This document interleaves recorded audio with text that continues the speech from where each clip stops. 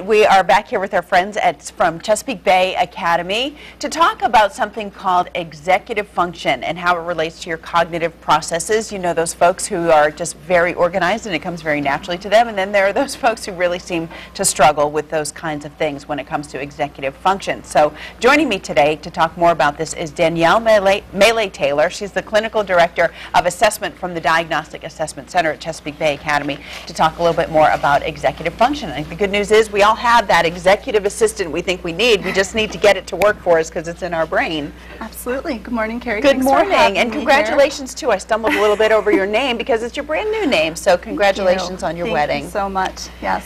So, as you were saying, executive functioning refers to a set of mental or cognitive processes that help us to control, manage, and monitor our own behavior. Okay. So it's really a big set of a bunch of different skills that just help us to stay planned, organized, make decisions, and then reflect back on, you know, how we performed, what we might want to improve in the future. Mm-hmm. This, when you talk about executive function, it makes me think instantly about ADD and ADHD because I know that that impacts a person's ability to use executive function to be efficient in that way. Absolutely. But is this advice kind of for anyone who feels like they're not on task, or anyone maybe who is looking at their child and saying, you know, they're clearly struggling organizing their school projects and things like that? Yeah, it absolutely is. The reality is that all of us have executive functioning strengths and weaknesses. There are things that we're all really good at and other things that we could probably use to work on and improve a little bit better. You know, for example, one executive functioning skill is planning. So your ability to project into the future and say, I want to achieve this goal and this is how I'm going to do it. Yeah. Another is organization. So keeping your work area neat, you know, things together. And I can tell you myself personally, I'm excellent at planning. Yeah. Not so good at organization. Right, so it's a matter of finding, you know, your strengths, your areas of need, and then coming up with ways to help yourself, you know, enhance those weaknesses and to find strategies to work better with them. I know you've got a recommendation, a couple of things that folks can do to try to train and improve their executive function, and a book that you recommend. Absolutely. The first thing that you want to do is have a clear picture of your skills. So actually, if you go to our blog this week, we have a self-assessment instrument that's on there, cba-va.org/blog. You can go and take this quiz and see what are your strengths, what are your needs. You want to start there so you know where to focus your energies. Once you have that figured out, then you can decide, okay, what kind of strategies can I use to help myself?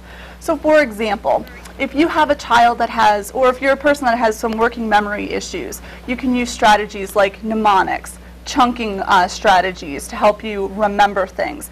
With kids, you can play games like Monopoly and Clue that enhance working memory and reasoning, things of that nature. So there are some fun ways to do things and help, and there are some ways that are, you know, more formal strategies you can use. All right, the book that you brought with very quick before we run out of time. Yes, this is an excellent book, Smart But Scattered.